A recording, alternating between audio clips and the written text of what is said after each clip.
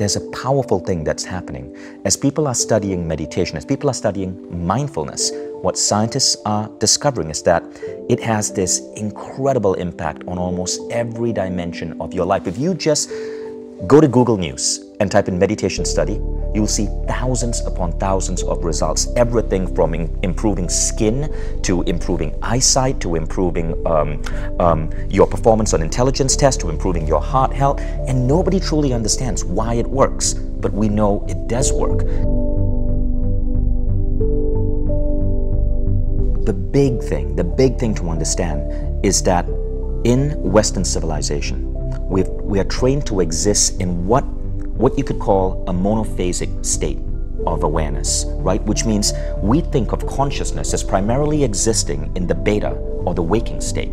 So you and I are conscious right now, and we are existing in one particular level of consciousness. But if you look at indigenous cultures, people in indigenous cultures, they operate in multiple levels of consciousness. For example, I spent some time with a tribe called the Achua in the Amazon rainforest. In the Achua, they have this weird ritual.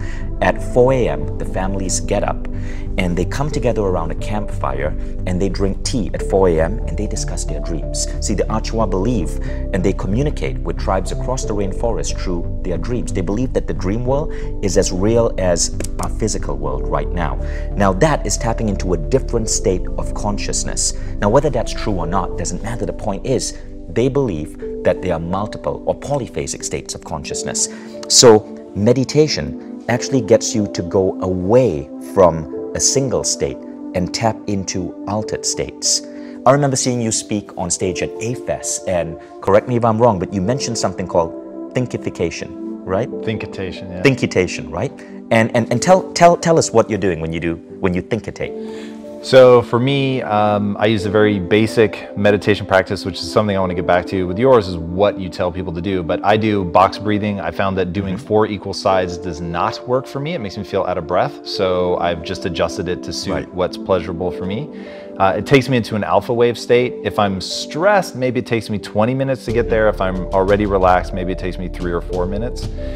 Once I'm in an alpha wave state, which is typically classified as being calm and creative, which is exactly how I feel. I feel wide awake, I feel really sharp. I'm breathing. I do breathe in through my nose, out through my mouth. I get into that alpha wave state where I feel like ideas either from my subconscious or just normally disconnected regions of my brain begin cross-talking. Right. So I get very creative solutions to a problem that maybe the night before completely eluded me. The reason I call it thinkitation is in meditation, you're not supposed to grab onto your thoughts, which I actually found frustrating, and so it was causing me a problem in meditation. So I thought, well, what if I just promise myself that once I get into that state, then I can grab my computer, put it on my lap, continue my breathing cycle to stay in that alpha wave state. But if an idea comes that's interesting, I will grab. I don't think of it as grabbing it, to be honest. I think about it as riding a wave. And so I'll ride it, really follow it, see where it goes, take notes, write it down, try to get back on the wave or catch a different one. And probably 80% of the good ideas that I have in the business come from thinkitating. That's incredible, right? 80% of your ideas are coming when you're accessing these states. Now, that's what I'm talking about. You're accessing an altered state of consciousness. Now, scientists can measure that. If we hooked up Tom's brain to an EEG machine, what they would see is that you're probably going to see an increase in alpha waves and an increase in theta waves. What science is finding is that alpha waves, which is what emerges from your brain when you are relaxed, right? Yep. Is very soothing, it's very relaxing, and if you continue relaxing more, you get into what is sometimes called waking theta. Theta is the state your brain is in every night just before you fall asleep. When you fall asleep, you go into a deeper state called delta. But here's the unique thing. When you're at theta, ideas flow. In fact, there's this legendary story of Thomas Edison where, and maybe you've heard this, he would practice this napping technique where he would hold a metal ball in his hand and there'll be a metal tray below his desk. And he'd sit in his chair like this and drift off to sleep. And just as he goes into sleep, his hand would drop, the ball would clang on the tray, waking him up, and he'd have his ideas. Now, what was he doing? He was dipping into theta to pull out ideas. In fact, there's this quote by Edison, which says this: ideas come from space. It's hard to believe, but it's true. Ideas come from out of space. Now, isn't that similar to what you're doing? You're using your own language, but you're dipping into theta to to pull out ideas, and you just said it, 80% of your business ideas are coming from the state. That is what I want more people to understand. We can tap into these altered states to fundamentally make better decisions, to draw upon ideas, and to even increase our rate of getting towards our ideas. So this is one of the most powerful aspects of meditation. But you also said something else, which I want to pick up on, which is the reason more people don't meditate. You said something along the lines of, I know in meditation you're not supposed to latch on to any thought, right? Yeah.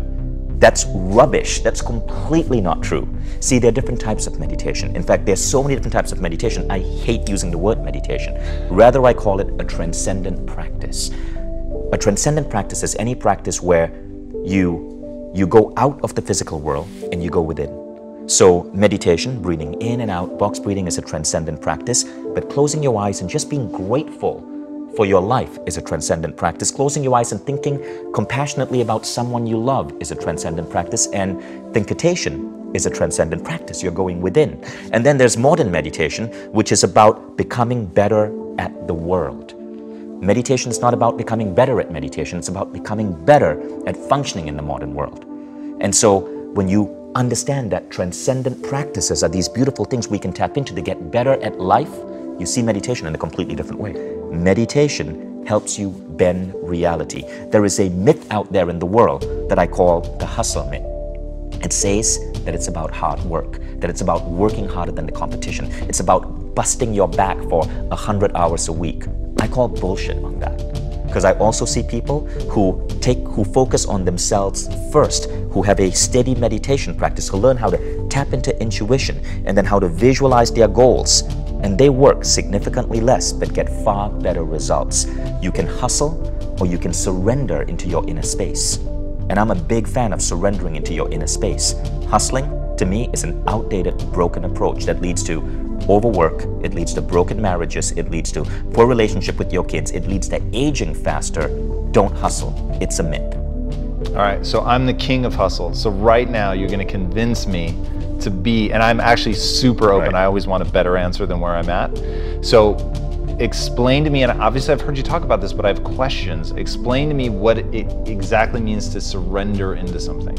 So let me give you an example. Now, you said you're the king of hustle, right? But I would actually debate that. When I talk about hustle, I talk about the people who believe that you have to work an ungodly number of hours to be successful. There is a much healthier way. So there are two different types of people who are talking about entrepreneurship today. There's the type of people who talk about entrepreneurship purely in the physical sense. It's about the number of hours you work. It's about the number of phone calls. And of course, hard work has its place. But then you see the rise of books by people like Michael Singer, who wrote the book, The Surrender Experiment. And if you read the book, it's kind of cool. This guy built $1 billion software company, and he talks about how he did that by surrendering, by going within, by having a daily meditation practice. Now, in your case, I believe you're doing it. You're also moving to that approach, but you're doing it unconsciously. When I listened to you speak at AFES and you spoke about how you sit down, you relax, and you thinkitate, and these ideas come into you, you're tapping into something. Tom, you're tapping into your intuition. That is a far more efficient way than trying to hustle to get these ideas. You're going within. So you're already doing one of the first steps. Now, the second part is how can you optimize your rate of going from idea to reality. That's the second part of bending reality. And there are a significant number of tools that you can put into play to help you do that by working on your inner states. For example, one is creative visualization. There are so many studies that show that what you visualize in your mind, you can help accelerate in the world. For example, one study called the finger abduction experiment basically had people exercise their fingers, okay, like physically exercising your fingers, and then a control group of people visualize themselves exercising their fingers. And what they found is that one group grew finger strength by, let's say about 10%, the other group by 9%, really close, just by visualizing their fingers. Now, the same thing happens in sales. You can actually accelerate your sales closing rate by visualizing the outcome. And we don't really understand how it works, but we know it works. And the same thing happens in your entrepreneurial life. When you get a clear vision of the business you want to create, of the lifestyle you want to create, you move towards that faster. And so meditation to me is not just about going zen. It's not just about like focusing on your breathing. It's about knowing how to tap in, which you do so well, and then knowing how to get clear on what you want and to focus on that vision for a few minutes every day.